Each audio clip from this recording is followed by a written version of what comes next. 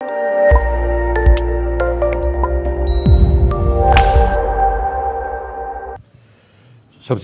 पहले बहुत बहुत धन्यवाद आप सब लोगों का। सारी बातें जो है वो शुरजीत ने कह दी हैं। ये जो प्रथा है, जहाँ हमको लगा कि हमें आप लोगों से मिलना चाहिए, बात करना चाहिए। ये मेरी पिछली फिल्म आई थी 3, उस समय हमने इसकी शुरुआत की। कई बार ऐसा होता है कि फिल्म हम लोग बनाते हैं, बनाने से पहले उसके प्रमोशंस में जाते हैं, आप लोगों से मिलते हैं और हाथ जोड़ते हैं। आशा होती है कि आप लोग इसका प्रमोशन करेंगे, लेकिन जब फिल्म रिलीज़ हो जाती है तो आप हमें भूल जाते हैं, हमें आपको भूल जाते हैं। मुझे लगा कि क्यों ना फिल्म रिलीज़ होने के बाद अगर आप लोगों के मन के अंदर कोई ऐसे प्रश्न हो, कोई ऐसी डिबेट करने की विषय हो, तो हमें फिर से आपके सामने आना चाहिए। और क्योंकि मैं ऐसा मानता हूँ कि हमारे देश में, ख़ास तौर से फिल्म इंडस्ट्री में, डॉक्यूमेंटेशन की जो प्रथा है वो है नहीं। कई बार ऐसी बहुत सी बातें होती हैं जो हमारे मन में रह जाती हैं, जो आपके मन में रह जाती हैं, कभी बाहर नहीं आ पाती हैं। आप लोग पत्रकार हैं, आप अपने माध्यमों से उसे व्यक्त कर सकते हैं, लेकिन कुछ ऐसी बातें होती हैं जो हम लोग भी कहना चाहते हैं फिल्म की रिलीज़ के बाद, और उसके बारे में हम जानना चाहेंगे, आपसे सुनना चाहेंगे, आपके प्रश्नों का उत्तर देना चाहेंगे, बहस करना चाहेंगे। हो सकता है कि इससे शायद आगे कुछ लोगों का कल्याण हो सके। तो यही वजह थी कि आप लोगों को यहाँ बुलाया। हमारे लिए बड़े गर्व की बात है कि जिस तरह से इस फिल्म की प्रशंसा हो रही है वो अद्भुत रही है। कई ऐसे जगहों से, कई ऐसे व्यक्तियों से जिनसे कभी भी पहले कभी कोई संपर्क ही नहीं था, उनसे उनके मैसेजेस आते हैं, उनसे बातचीत होती है। और कहीं ना कहीं हमें लगता है कि जिस विषय से, जिस आशा से हमने इस फिल्म को बनाया था, वो कहीं ना कहीं पूरी हुई है। बाकी सब यहाँ पर कलाकार हैं, ये भी आपके सामने उपस्थित है। हम तो चाहेंगे कि अब आप लोग हमसे प्रश्न पूछें और हम आपका उसका उत्तर दें, बहस करें। बहुत सी अच्छी बातें हैं, बहुत सी जो न बातें अच्छी हों वो भी बोलिए, जो भी आपके मन में हो उसे बोलिए, हम उसका उत्तर देने का प्रयत्न। मेरा नाम आलोक है, मैं आपके सामने हूँ। हाँ जी सर, सवाल ये है कि ऐसे कई फ्राइडे आए होंगे आपके पूरे करियर में अभी तक, और ये फ्राइडे कितना खास था इस बार? जिस तरीके से फिल्म को हर एक वर्ग ने सराहा है, तो ये शुक्रवार कैसा रहा आपके लिए? जी, यही मैं कह रहा था कि इस बार कुछ अजीब से वाक़या हुए और समझ में नहीं आया कि उनके साथ हम लोग जूझें कैसे, कैसे उसको स्वीकारा जाए। कोई यार हमारी टांग तो नहीं खींच रहा है, कोई ज़बरदस्ती तंज तो नहीं कर रहा है। ऐसा कई बार होता है। हम लोगों का जीवन ऐसा ही है। हम लोगों को जब ज़्यादा तारीफ़ कोई कर देता है तो लगता है यार शायद कुछ गड़बड़ हो गया हमसे। तो यही हमारी फीलिंग्स थी। लेकिन जब बार बार उसी चीज़ को वो कहते गए, मानते गए, तो कहीं ना कहीं हमें लगा कि सचमुच ये जो प्रशंसा है, ये एक सच्चाई है, ये दिल को छू गई है। बहुत अच्छा लग रहा है। सर, जब आपके पास पिंक की कहानी आई तो उस दौरान आप कितने कॉन्फिडेंस थे और आपको कितना भरोसा था कि फिल्म इस तरह से कामयाब होगी, लोग इतने सराहेंगे आप इस फिल्म को? कामयाबी हमने कभी सोची नहीं थी। मुझे लगा, और जैसे कि कई बार हमने अपने इससे पहले जितने भी हमारा परिचय हुआ पत्रकारों से, हमने उनसे यही कहा कि जब शुरजीत ये एक सोच लाए हमारे पास, वो विषय ही मेरे लिए प्रबल था। 2-3 मिनट में हमने कहा हाँ, इस विषय पे हम काम करेंगे। उस समय मुझे मालूम नहीं था कि मेरा रोल क्या होगा, कहानी कैसी होगी, कौन मेरे साथ काम करेगा, कौन इसे बनाएगा, कौन इसका निर्देशन करेगा।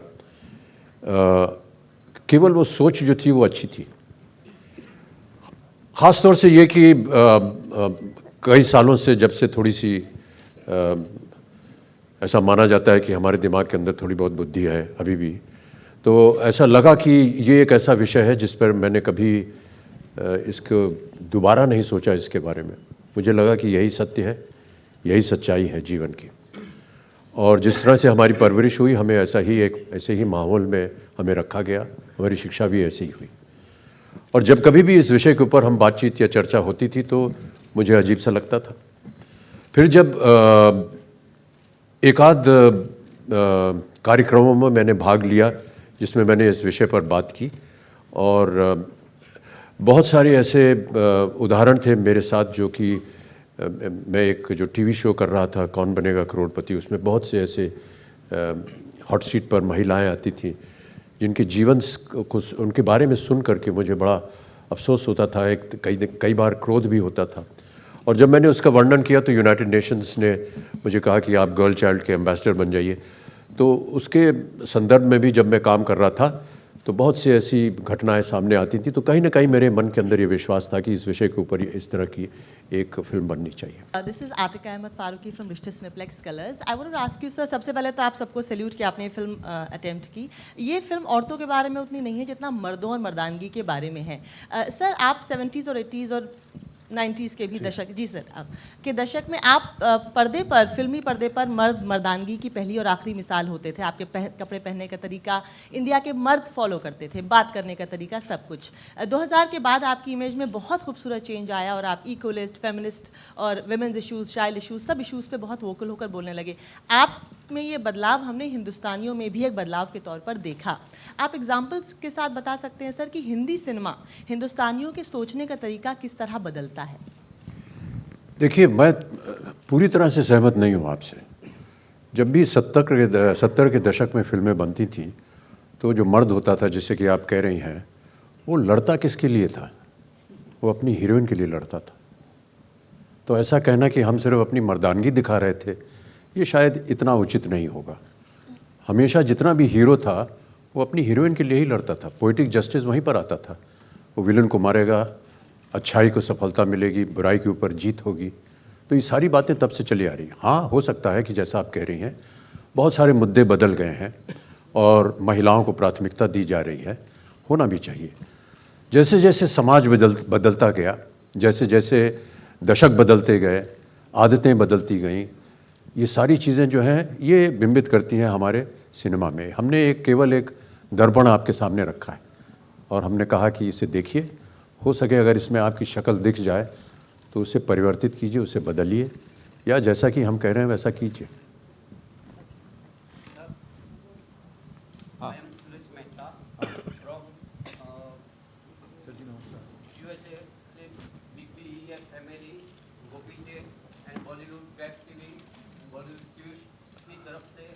कहाँ हैं आप भाई साहब?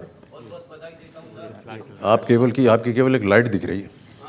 बहुत बहुत बधाई देता हूँ आपको सर। मैं आपको और आपकी पूरी टीम को बहुत बधाई देता हूँ, गोपी सेठ की तरफ से और BBEF फैमिली की तरफ से। धन्यवाद। और सर मैं आपसे एक क्वेश्चन पूछना चाहता हूँ कि इस रोल को करने में आपको कितना कष्ट हुआ? कष्ट तो हमें हर रोल करने में होता है और हम तो यही मानते हैं कि जब भी हम किसी रोल को एक्सेप्ट करते हैं या मान्यता देते हैं तो उसमें जितना कुछ हमें कहा जाता है करने को या जिस तरह से उसका किरदार बनाया जाता है उसको पूरी तरह हम लोग निभा सकें, यही हमारे लिए एक ध्येय होता है। लेखक ने लिखा, निर्माता निर्देशक ने उसका विश्लेषण किया, हमको समझाया, सिखाया, कैमरा के सामने हमें डाल दिया, हमने अपना काम शुरू किया। कई बार ऐसा होता था कि हम गलत दिशा में जा रहे हैं तो वो हमें सही दिशा दिखाते थे, तो अंत में हमने वही किया जो हमको बताया गया करने को। कष्ट तो हमें प्रत्येक फिल्म में होता है। रात को नींद नहीं आती, कल सुबह कैसा होगा, कैमरा के सामने जा कर के कुछ कर पाएंगे या नहीं कर पाएंगे, ये सारी चीज़ें होती हैं। और सर मैं आपसे एक क्वेश्चन पूछना चाहता हूँ कि ये दूसरा क्वेश्चन।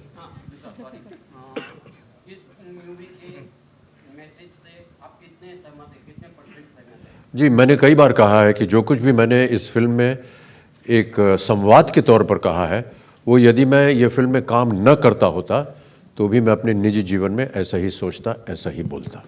जी, बच्चन साहब, रूना। एक सेकंड सर, आपके US BBEF फैमिली के लिए आप कुछ मैसेज दीजिए, क्योंकि ये धन्यवाद, बस इतना ही कहूँगा। बाकी सब आप ब्लॉग पे आ जाइएगा, लिखूँगा वहाँ। जी, बच्चन साहब, रूना BBC से। जी जी, सर, अच्छा लग रहा है आपकी पूरी इस टीम को। आप बैठ जाइए, ऐसी कोई Thank जरूरत you. नहीं। एक बात होती है, जब भी कोई एक वाकया होता है, वो अच्छा हो बुरा हो, हर उम्र में उसको देखने का नज़रिया बदल जाता है। जब आज आप 70 के सावन को देख रहे हैं या 73, 74 इस उम्र के दरमियान है, क्या आप अपने उम्र वाले, हम उम्र वाले लोगों से कुछ अपील करेंगे कि शायद वो भी आपके साथ वाले लोगों के साथ जुड़कर इस वाकयों को, ऐसे वाकयों को चेंज करने में कुछ मदद करें? मेरा ऐसा मानना है कि जितना कुछ भी हमने अभी सुना है, जिस तरह से हमारे पास लोगों ने पत्र भेजे हैं, मैसेजेस भेजे हैं, मुझे नहीं लगता कि किसी को अब बताने की ज़रूरत पड़ेगी। मुझे ऐसा लग रहा है कि जैसे जनता जो है वो हमेशा होशियार रहती है, जनता जनार्दन है और वो समझ गई है कि हम लोग क्या कह रहे हैं। हमने इस फिल्म में कोई भी प्रचार नहीं किया, ना ही हमने कहा कि आप ऐसा कीजिए ऐसा मत कीजिए। हमने केवल, जैसा कि मैंने कहा, एक शीशा आपके सामने रख दिया है और जनता बहुत ही होशियार है। देश की जनता जो है वो देश चलाती है। उन सब ने ये समझ लिया है कि हम क्या कहना चाह रहे हैं और अपने आप में वो कहीं ना कहीं एक विरोध है उनके मन में, कहीं से कहीं एक ऐसी विचारधारा उत्पन्न हो रही है जो कि हमें लग रहा है कि एक जैसा मूवमेंट शुरू हो गया है। बहुत से लोग आए हैं हमारे पास जिन्होंने स्वयं कहा है कि मैंने एक फिल्म बनाई थी बागबान, और बागबान बनाने के बाद एक किस्सा हुआ जो कि एक उदाहरण के रूप में मैं आपको बता रहा हूँ। बागबान देखने के बाद एक शख्स ने, जो कि लंदन में रह रहा है अपने परिवार से, भारतीय है, इमिग्रेंट है, अपने परिवार के साथ वहाँ रह रहा है, उसका फ़ोन आया डायरेक्टर रवि चोपड़ा के पास रात को 2 बजे। उसने कहा, सर मैं लंदन से बोल रहा हूँ, मैं अभी अभी आपकी फ़िल्म बागबान देख करके निकला हूँ। मैं आपको बताना चाहता हूँ सर कि मेरे परिवार में मेरे पिताश्री से झगड़ा हो गया। मैं 25 साल से उनको मिला नहीं और देखा नहीं, हालांकि हम एक ही शहर में रहते हैं। मैंने अभी अभी आपकी फ़िल्म देखी है और मैं अभी अभी जा रहा हूँ अपने पिता के घर, पहली दफ़ा 25 साल के बाद, और जा कर के उनसे बोलूँगा आई एम सॉरी। इस तरह की भावना जो है, मैं ऐसा उम्मीद करता हूँ कि इस फिल्म पिंक के बाद बहुत से लोग इस विचार को सोचेंगे और ध्यान में रखेंगे कि जो कुछ भी हमने इसे ज़बरदस्ती दिखाने की कोशिश नहीं की, केवल जैसे कि मैंने कहा है एक दर्पण दिखाया है, उसके ऊपर सोचेंगे, विचार करेंगे। और अभी दिल्ली में हम लोगों ने बहुत से ऐसे शोज़ रखे जहाँ पर बहुत ही विख्यात लोगों ने इसे देखा, लॉयर्स ने देखा, बिजनेसमैन ने देखा, राजनीतिज्ञों ने देखा। सबके मुंह से एक ही आवाज़ निकली है कि यार ये हमें कुछ करना चाहिए इसके बारे में। Amitabh sir, sir on your left, sorry on your right, so इधर इधर। Hi sir, Unnati from Mid Day. बैठ जाइए madam ji. Thank you, sir. Amit sir and Sujit sir, first of all, congratulations for the grand success of the movie. Sir, Amitabh sir, आपसे question था। आपने इस movie के बाद अपनी नव्या को एक लेटर लिखा था सर। सो आज की पीढ़ी के हिसाब से आप उनको क्या कहना चाहोगे? अगर इस एक कलाकार एक मूवी करने के बाद उसका एक इम्पैक्ट होता है उस कलाकार पे। So we believe, sir, that if you say something to the coming generation, I think it would make a big difference. So. Yeah, I think that there were a lot of questions asked as to why you wrote that letter and whether this was a farce or a deliberate promotional technique. You can look at it whichever way, but let us tell you how we actually arrived at that. While we were promoting the film, there were many interviews that we were doing. And each interviewer, all of you, some of you are here, were wanting to know what is Pink, what is this film about, and we were unable to come here. We were unable to describe the content of the story without disclosing the story. And because it is a thriller, we were unable to describe what Pink was and what it meant. Shujit said that, why don't we take the essence of the film and put it in a form of a letter, and why don't you write it to your granddaughters? It will be a nice gesture, and it will be something that we will be able to convey to the audience without revealing the letter. So what you saw in the letter was actually the essence of Pink. And I think that is what went out. Yes, it worked as a good promotional device, but then, promotional activity is a very wide term, and we can have a discussion on that if you like today, but it's a very wide term. I mean, even, let's not get into that. But yes, the letter was emotional. I felt that it addressed all daughters, all granddaughters. And I had such an immediate reaction from my own daughter and my own granddaughter the moment that letter went out, even though they were out of the country. And I got such an immediate reaction, which normally yes, we talk to each other almost every other day, but this was so immediate that it conveyed to me that कहीं ना कहीं ये बात उनके घर कर गई। मेरी पोती ने, जो कि अब न्यूयॉर्क में पढ़ रही हैं, वो 18 वर्ष की हैं, उन्होंने इमीडिएटली मुझे फ़ोन करके कहा कि नाना, आपने जो लिखा है, I promise you that I will follow exactly this. And my daughter, who said that, you know, I've been trying to teach Navya all this for so many years, and I'm tired of telling her all this, and just through one letter you have conveyed what I had wanted to do for so many years. So I think that it had an immediate impact, and I hope that many other granddaughters and daughters will follow. Amit sir, a question to you. Of the many opinions that we have been seeing on social media, one opinion that really attracted a lot of criticism was an opinion of former Supreme Court Justice Markandeya Katju. He said that Amitabh may be a good actor, but he has nothing in his head. He doesn't have any solutions to the problems of this country. Yeah. So how do you react to such? That is Mr. Justice Yeah, Justice Markandeya Markandeya Katju. Katju. Yeah, he's right. You know, I really don't have anything inside my head.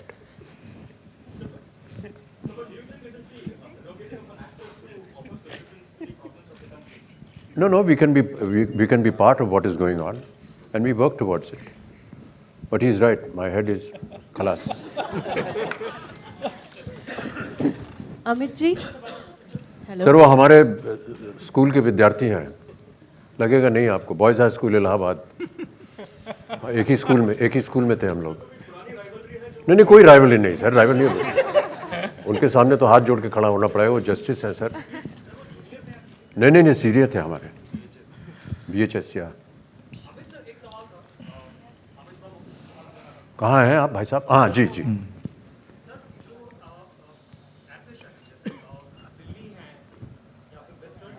एक mic दे दो भैया इनको. Sir, जो दिल्ली जैसे शहर हैं या फिर ऐसे शहर जहाँ पर अचानक से पैसा आया लोगों के पास, वहाँ पर ऐसी घटनाएं ज़्यादा देखने को मिलती हैं. तो क्या मतलब ये एक वजह थी कि इस फिल्म का लोकेल दिल्ली में रखा गया? ये शुजीत ज़्यादा आंसर कर पाएंगे. obviously. वैसे मैं इस बात से सहमत नहीं हूँ कि क्योंकि दिल्ली में होता है इसलिए वहाँ हर शहर में आजकल कहीं ना कहीं घटनाएं हमें सुनने को मिलती हैं, चाहे वो कलकत्ते में हो, उत्तर प्रदेश में हो, महाराष्ट्र में होते हैं कभी कभी. ये एक पूरे देश में हो रही है और हमारे लिए चिंता का विषय है. सर, स्टैटिक्स हैं कि देखिए जी तो वो दिल्ली के कोलकाता बारे या में फिर होता है. मुंबई जैसे इलाके. जब रेप की स्थिति होती है वो दिखता है. ये प्रॉब्लम तो भयंकर है. ये तो विजुअल रेप होता है. मैं दिल्ली का हूँ, बस में ऊपर से नीचे तक घूरते हैं. उसका तो there can not be any law. It is what we have to change within ourselves. I think that is a bigger problem. And there's been a lot of discussion about capital punishment. कि ऐसे लोगों को hang किया जाए या capital punishment होनी चाहिए या नहीं होनी चाहिए. And there have been 2 or 3 opinions about capital punishment. Many say that so and so murdered somebody, he should be hanged. And then there is a whole process of law that takes place, and say after 2 years, 3 years, 5 years, 6 years, the final judgment comes, yes, hang him to death. The argument that was given at that time, and this is not my argument, it's just something that I keep reading, is that you are replicating for the murderer what he did to the victim. He killed, therefore he must die. And the argument that is very strange. They said the person who was killed immediately on the spot, perhaps without knowing. The person who's going to be killed or going to be hanged is living in fear. I don't know when I'm going to be hanged and when I'm going to be killed. Is that more serious or is this more serious? It's a huge question mark. Because that person who's in jail, who doesn't know what his fate is going to be, is living in fear every second कि आज मेरी मृत्यु होगी या कल होगी या 4 साल बाद होगी. So they feel that is equally serious as far as capital punishment is concerned. And there's a huge debate going on this. Yeah, there's a world debate going on in this. Yeah. आपका point of view क्या है? ये कानून तो बन ही रहा है और बहुत से कानून बन गए हैं और कई जगह उनका दुरुपयोग भी होता है. बहुत से लोगों का ऐसा कहना था कि सर ये जो महिलाओं के लिए तो आपने कर दिया है, मर्दों के लिए नहीं किया. और वो कहते हैं कि सर कई बार ऐसा होता है कि महिलाएं जो हैं क्योंकि उनको मालूम है कि कानून इस तरह का है, वो जानबूझकर किसी मर्द को फंसा देती हैं. सर इसने मुझे मोलेस्ट किया, अब आप उसको प्रूव करते जाइए, तब तक वो तो अंदर हो गया. But that matter was very क्या भैया ये क्या है? गर्म करने के लिए रखा था। नहीं नहीं इसकी ज़रूरत नहीं यार उसका। उसकी भी एक छोटा सा मेंशन है हमारे शुरुआत में, जब प्रोसिक्यूशन के लॉयर पीयूष मिश्रा जी आर्ग्यू करते हैं तो इसी बात को उठाते हैं। यू नो लॉज ऐसे बन गए हैं वे women are misusing this law against men, and there have been actually I don't mind stating it, there are many friends of mine who have come and said that some of their friends are actually in jail because the woman has misused this law against them just because they you know they weren't able to comply, if I can put it mildly, to what the lady was wanting, and therefore he's in jail now. So it's working in reverse also. Very few cases, and they can be fought in court and all that. But yes, that is also happening. And that mention was made by the prosecution, Piyush Mishra, in the film, in the beginning of his argument. His if you remember. opening argument was Opening that. argument was that. Hello, sir. Kumar. Hello. One sec, just give him a mic. Every time we ask a question to the woman, are you a virgin? It's a question mark. Every time we call it to a man, it's an exclamation mark. It's as though this is something great that he has achieved. Why is that? And I have another question to Kirti and Tapsi. You know, apart from it being a Amitabh Bachchan film, people are coming out and saying that apart from Mr. Bachchan, even you girls have left an impact, and people are talking about. This is wrong. Even in every interview, right from the time when we were promoting, I had said, when you see the film, you will only see these girls and these young boys standing behind me. You will not see anybody else. And I was right. All the 4 boys have been made to stand up now. And this has come true. I'm so happy about it. They will start coming. Right, we'll do this. I'll take this advice seriously, sir. Absolutely. Amit sir, Jyoti from zoom, आपसे सवाल है कि film तो काफ़ी तारीफ कर रहे हैं लोग, लोगों को पसंद आ रही है, लेकिन एक और फिल्म काफ़ी चर्चा में है ऐश्वर्या जी की ए दिल मुश्किल। आपने देखी कैसी? ट्रेलर कैसा लगा? गाने काफ़ी हिट हैं, आपको कितना पसंद आया, कितना अप्रिशिएट किया आपने? अभी तक मैंने देखा नहीं है उसको मैडम। अमित जी, इतने सालों से हमारे समाज में लड़कियों के लिए गाइडलाइंस बनाई गई, जी? हमें कहा लड़कियों के लिए गाइडलाइंस बनाई जाती रही हैं, पहली बार ऐसा हुआ है कि लड़कों के लिए गाइडलाइंस बनी है, तो आपको लगता है इनको टेक्स्ट बुक में डालना चाहिए? जी, जितने भी रूल्स थे, थैंक यू, जितने भी हमारे रूल्स थे for the safety of women, वो इतने खूबसूरत तरीके से उसका लेखन हुआ है। कह रहे हैं लड़कियों के लिए, लेकिन है लड़कों के लिए। यही खूबसूरती थी लिखावट में, मुझे लगा।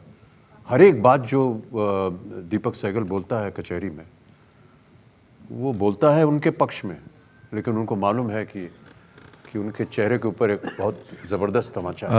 नहीं, मैं सहमत हूँ शुजीत से। मैंने बल्कि कल इसके बारे में लिखा भी कि खुशियों के बीच जो है हमें ये खुशखबरी जो हमें मिल रही है, इसके बीच एक दुखद समाचार भी है, और इस तरह से हमारे जवान जो है वो शहीद हो गए हैं।